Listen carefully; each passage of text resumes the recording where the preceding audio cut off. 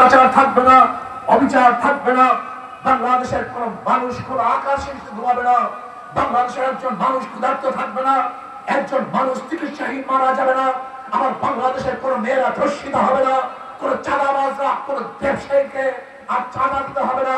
সমস্ত মানুষের বাকশক্তির অধিকার থাকবে, সাংবাদিকের অধিকার নিয়ে লিখতে পারবে, সমস্ত মানুষের কর্মের অধিকার থাকবে, জামানের অধিকার থাকবে, চলার অধিকার থাকবে, ব্যবসার অধিকার থাকবে, শিক্ষার অধিকার থাকবে, চিকিৎসার অধিকার থাকবে। কিন্তু আমরা কি দেখেছি, আজকে সাংবাদিকরা চাঁদাবাজের বিরুদ্ধে সংবাদ পরিবেশন করার কারণে জীবন দিতে হয়েছে। আজকে লেখকরা শব্দ লেখার কারণে তাদের হাত কেটে দেওয়া হয়েছে। আজকে বাংলাদেশের মানুষের বাক শক্তির অধিকার নাই, সত্য কথা বললে তাদের জিহ্বা কেটে ফেলার হুঙ্কার আছে। আজকে বাংলাদেশের সব জায়গায় দুর্নীতি, অবিচার, চাঁদা, লুট, তারাস, গুন্ডামি, বদমাশি, জুলুম, অত্যাচার, অবিচার, বিচারালয়গুলিকে দখল করা হয়েছে। এমন কোন সরকারি প্রতিষ্ঠান নাই যে প্রতিষ্ঠানকে দখল করা হয় নাই। এই বাংলাদেশ দেখার জন্য রাজপথে ঝাঁপিয়ে পড়ি নাই, এই বাংলাদেশ দেখার জন্য মুক্ত জীবন দেয় নাই, এই বাংলাদেশ দেখার জন্য আবু সাহিদ তার বুককে বুলেটের সামনে পেতে দেয় নাই, এই বাংলাদেশ দেখার জন্য হাজারো মানুষ পঙ্গুত্ব গ্রহণ করে নাই। বাংলাদেশে আমরা দুর্নীতিবাজ দেখতে চাই না, চাঁদাবাজ দেখতে চাই না, দখলবাজ আমরা দেখতে চাই না। যদি শেখ হাসিনা বুলেটের সামনে, ট্যাঙ্কের সামনে বুক দিতে পারি, আজকে অন্যার বিরুদ্ধে কেন বুক দিতে পারবো না? যদি শেখ হাসিনার জুলুমের বিরুদ্ধে কথা বলতে পারি, আজকে চাঁদাবাজের বিরুদ্ধে কেন কথা বলবো না? আমাকে মনে রাখতে হবে, আমরা মানুষ, আশরাফুল মাখলুকাত, আমাদের যে দাবি করে মানুষ নাই।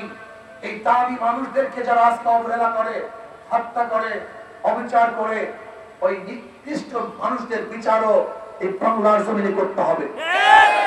ভাইয়েরা আমার, বিভিন্ন দল দেখেছেন মুসলিম লীগের শাসন, আওয়ামী লীগের শাসন, বিএনপি শাসন, জাতীয় পার্টির শাসন, কিন্তু মানুষের ভাগ্যের পরিবর্তন হয়নি। আমরা আইয়ুব খানের শাসন দেখেছি, শেখ সাহেবের শাসন দেখেছি, জিয়াউর রহমানের শাসন দেখেছি, সত্তার সাহেবের শাসন, এরশাদ সাহেবের শাসন, খালেদা জিয়ার শাসন, শেখ হাসিনার শাসন, কিন্তু মানুষের ভাগ্যের পরিবর্তন দেখি নাই। এর কারণটা কোথায়? দেশ পরিবর্তন করেছি, শান্তি পাই নাই। দল পরিবর্তন করছি, শান্তি পাই নাই। নেতা পরিবর্তন করছি, শান্তি পাই নাই। এর মূল কারণটা কোথায়? এটা খুঁজতে হবে। দেশ, দল, নেতা পরিবর্তনের মধ্যে শান্তি আসতে পারে না যতদিন পর্যন্ত নীতি ও আদর্শ পরিবর্তন না হবে। 2 নম্বর, জমিতে 1 নম্বর ফসল হয় না।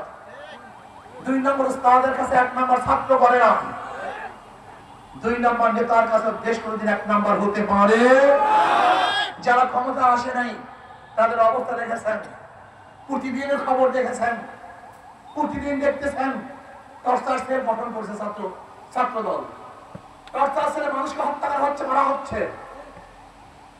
আজকে ছাত্র দলকে খুন করছে, আজকে ছাত্র দলের মধ্যে যুবদল খুন হচ্ছে, আজকে বিএনপি হত্যা করছে, আজকে পাথর দিয়ে তাকিয়ে বাংলাদেশের মানুষকে হত্যা করা হচ্ছে, আজকে ইট দিয়ে তাকিয়ে মানুষকে ঠাট্টা করা হচ্ছে। না, এই বাংলাদেশ আমরা দেখতে চাই নাই। আসুন, কোন দল নয়, কোন ব্যক্তি নয়, যতদিন পর্যন্ত আল্লাহর জমিনে আল্লাহর হুকুমত কায়েম না হবে ততদিন পর্যন্ত জীবন দিবেন, রক্ত দিবেন, কিন্তু শান্তি পাবেন না। ওদের সব জায়গায় ধোঁকাবাজি। আপনারা দেখেছেন এক বক্তা বিএনপির বক্তব্য দিয়েছেন, ঠ্যাং ধরেন, এটা খারাপ কিছু না। নির্বাচনের সময় আপনি ঠ্যাং ধরবেন আর 5 বছর আপনার ঠ্যাং ধরবেন। দেখেছেন বিএনপির এক বক্তা বলেছেন, যারা বলছেন নৌকা ধানের শেষ, 2 সাপের 1 বিষ, তাদের জিহ্বা কেটে দিবেন। খুমতা, কুড়াল, দাও, কাঁচি যা আছে তা নিয়ে তাদের জিহ্বা কেটে কালো কুত্তাকে খাওয়াবেন, যা কেস হবে আমার নামে হবে। এই বিএনপির বক্তব্য। আপনারা আজকে দেখেছেন বিএনপির নেতা বলেছে, ওসি সাহেব হুমকি দিয়েছে, ওসি সাহেব আমাদের কথা অনুযায়ী চলতে হবে। আপনি দেখেছেন যে সিলেটের পাথর, সাদা পাথর সব হজম হয়ে গেছে। আপনারা দেখেছেন 3000 কোটি টাকার পাথর লুটপাট করেছে। এমন কোন জায়গা নাই যেখানে চাঁদা দিতে হয় না, এমন কোন ব্যবসায়ী নাই যারা চাঁদাবাজের কবলে নাই। আজকে আমার মা বোনদের অবস্থা নাকি? ভোলার তজিমুদ্দিন দেখেছেন, তার চাঁদা না দেওয়ার কারণে স্বামীর সামনে স্বামীকে বেঁধে রেখে স্ত্রীকে এই বিএনপির লোকজন ধর্ষণ করেছে। আপনার বগুড়ায় দেখেছেন, বাবা মেয়েকে বিবাহ দেওয়ার রাজি না হওয়ার কারণে মেয়ের সাথে বাবাকে হত্যা করেছে এই বিএনপির লোকজন। আপনারা দেখেছেন যে আজকে বিএনপির লোকজনের অবস্থাটা কি? চাঁদা না দেওয়ার কারণে মানুষকে হত্যা করছে, টর্চার সেরে নিয়ে অপমান করছে, অপদস্থ করছে, মারপিট করছে। ক্ষমতায় যাওয়ার আগেই তাদের এই অবস্থা। যদি ক্ষমতায় যায় অবস্থাটা কেমন হবে বলেন তো? আমি অনেক সময় চিন্তা করছি, ওনারা বারবার করে আমরা এত কেস খেয়েছি, আওয়ামী লীগ এত কেস দিয়েছে, তাদের অবস্থা দেখে আমি চিন্তা করছি আওয়ামী লীগ কোন কেস দিয়েছে, কেস তো আরো বেশি হওয়া উচিত ছিল। যাদের চরিত্রের অবস্থায়, যাদের অবস্থায় এই বাংলাদেশের পাবলিকের দোষ আছে। আমি শুধু তাকে দোষ দেই না, বাংলাদেশের পাবলিকের দোষ আছে। ওরা নির্বাচনের সময় 500-1000 টাকা নিয়ে ওদের বিবেক, দেশ, শান্তিকে বিক্রি করে দেয়। 500 টাকা 1000 টাকার মাধ্যমে বিবেককে বিক্রি করে, শান্তি বিক্রি করে, দেশটাকে বিক্রি করে দেয়। একটা মোরগ কেনা যায় 1000 টাকায়, আর তোমাকে কেনা যায় মাত্র 500 টাকায়। একটা মুরগির দামের চেয়ে তোমার দাম কম। লজ্জা থাকা উচিত। একটা ছাগলের দাম 10,000 টাকা, আর তোমার দাম 1000 টাকা। তুমি ছাগলের চেয়েও খারাপ। এই মানুষের বিবেক নষ্ট হয়ে গেছে। চাঁদাবাজ, গুন্ডা, বদমাশের মাধ্যমে দেশের মানুষের কোনদিন দুর্নীতি বন্ধ করা সম্ভব না।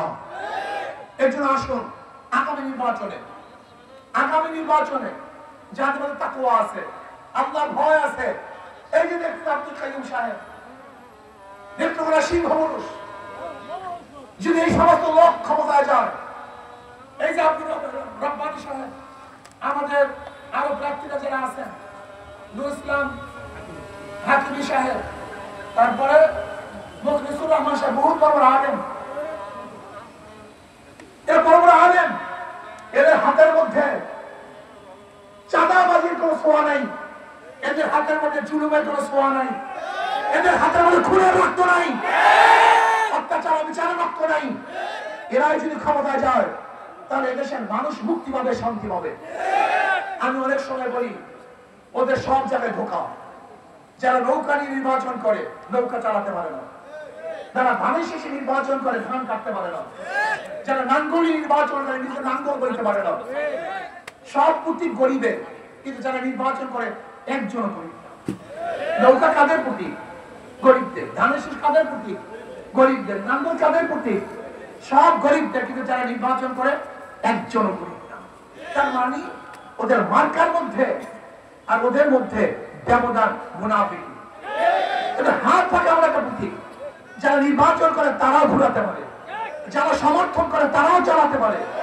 পুরুষদের মার্কা হাত পাকা, মেয়েদের মার্কা হাত পাকা, মুসলমানদের মার্কা হাত পাকা, হিন্দুদের মার্কা হাত পাকা, বড়দের মার্কা হাত পাকা, ছোটদের মার্কা হাত পাকা। শুধু কি তাই? ধানের শীষ কেউ বুকে নিয়ে ঘুমায় না, নাঙ্গল কেউ বুকে নিয়ে ঘুমায় না, নৌকা কেউ বুকে নিয়ে ঘুমায় না। কিন্তু ঠিক ঘুমের সময় যে মার্কাটা বুকের উপরে থাকতে, সেই মার্কাটার নাম হাত পাকা। কারেন্ট ফেল করে, হাত পাকা ফেল করে না। হাত পাকা সবাইকে শান্তি দেয়। আমি বিশ্বাস করি যদি হাত পাকা বিজয় হয়, সমস্ত মানুষ বিজয় হবে। হাত পাকা বিজয় হয়, এই রাষ্ট্র বিজয় হবে। হাত পাকা বিজয় হয়, সব জাতি বিজয় হবে। আজকে থেকে ইনশাআল্লাহ এখানে যারা আসছেন, ঘরে ঘরে দাঁড়িয়ে দাঁড়িয়ে ওদেরকে বুঝাতে হবে, পাবলিককে বুঝাতে হবে, তেঁতুল গাছে কোনোদিন আমের আশা করা যায় না। চোর ডাকাত বদমাশদের মাধ্যমে দেশ কোনোদিন শান্তি হতে পারে না। এটি ইনশাআল্লাহ আন্দোলন, চাঁদা মুক্ত দেশ গড়ার আন্দোলন। আগামী বাংলাদেশ দুই ভাগে ভাগ হয়ে যাবে। কয় ভাগে ভাগ? ইসলামের পক্ষের শক্তি এবং ভারতের পক্ষের শক্তি, বিপক্ষের শক্তি। ভারতের পক্ষের শক্তি, ভারতের বিপক্ষের শক্তি, ইসলামের পক্ষের শক্তি, ইসলামের বিপক্ষের শক্তি। এই দুই ভাগে ভাগ হয়ে যাবে, ইসলামের পক্ষে, ভারতের বিপক্ষে, ইসলামের বিপক্ষে, ভারতের পক্ষে। কি কথা ঠিক না? কাজে আপনারা ভারতের পক্ষে ইসলামের বিপক্ষে থাকতে চান, না ইসলামের পক্ষে ভারতের বিপক্ষে থাকতে চান? আসুন আমরা সমস্ত ইসলামী দল বিরক্ত হই, আমাদের একটা বাক্স দেব, যেই এলাকা যে ইসলামের প্রার্থী থাকবে আমরা তাকেই ভোট দেব, তাকেই নির্বাচিত করব, তার দল করবো ইনশাআল্লাহ। আমি বিশ্বাস করি আগামী দিনে আমরা সমস্ত ইসলামের পার্টিরা একত্রিত হয়ে একটা বাক্স দিতে পারি, তাহলে আগামী ইসলাম ক্ষমতায় যাবে, অন্য কেউ ক্ষমতায় যাবে না ইনশাআল্লাহ। ইসলামকে মানুষ ক্ষমতায় নিবে, অন্য কোনো আদর্শকে ক্ষমতায় নিবে না ইনশাআল্লাহ। কাজে আসুন আমরা সবাই ইসলামের পক্ষে থাকবো, হক কথার পক্ষে থাকবো। আমি প্রার্থী ঘোষণা করছি নেত্রকোনা 1 মাওলানা মামুনুর রশিদ রব্বানী দুর্গাপুর কলমা কান্দা থেকে বলেন আলহামদুলিল্লাহ। নেত্রকোনা 2